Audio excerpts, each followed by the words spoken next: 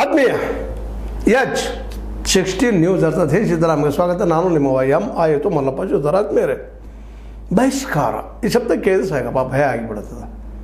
ಸಮಾಜದ ಬಹಿಷ್ಕಾರ, ಕುಟುಂಬದ ಬಹಿಷ್ಕಾರ, ಊರಿನಿಂದ ಬಹಿಷ್ಕಾರ, ವಿಶೇಷವಾಗಿ ಅಸ್ಪೃಶ್ಯಜನ್ಯ ಜನಗಳು ಭಾಳ ದಾಳಿ ಆಗ್ತಾ ಬಂದೈತಿ ಇತಿಹಾಸದಲ್ಲ.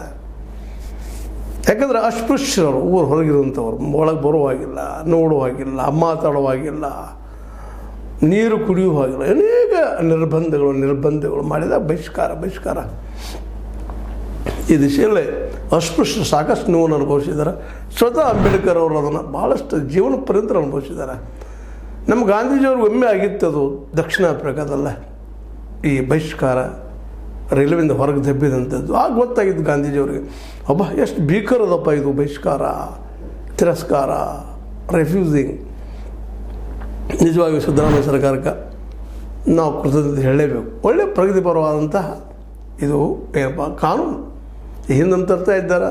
ಈಗಾಗಲೇ ಈ ಒಂದು ಕಾಂಟ್ರಾಕ್ಟ್ ಲೇಬರ್ಗಳ ಮೇಲೆ ಅದು ಒಳ್ಳೆಯದು, ಇದು ನಿಜವಾಗಿಯೂ ಒಳ್ಳೆಯದಾಗಲೇಬೇಕಾದಂಥದ್ದು. ಮತ್ತು ಇಂಥ ಒಂದು ಪ್ರಗತಿಪರ ವಿಚಾರಗಳಂತ ಒಳ್ಳೆ ಮಹಾರಾಷ್ಟ್ರ ಅವರು ಮುಂದೆ ಅನ್ನೋದನ್ನು ಮರೆಯಬಾರ್ದಿಲ್ಲ ನಾವು. 2016 ಇಂಥದ್ದು 2017 ರಾಷ್ಟ್ರಪತಿಯವರಿಂದ ಅನುಮೋದನೆ ಪಡೆದು ಇಲ್ಲೇ ಬಹಿಷ್ಕಾರ ಹಾಕಿದವರು, ಅವ್ರ ಜೊತೆಗಾರರು ಯಾರೂ ಇರಲಿ, ಅವ್ರಿಗೆ ಸಂಬಂಧಿಸಿದವರು, ಕಾರಣೀಕರ್ತರು ಎಲ್ಲರಿಗೂ ಶಿಕ್ಷೆ ಅದ. 1 ಲಕ್ಷವರೆಗೆ ದಂಡ, 3 ವರ್ಷ ಜೈಲ.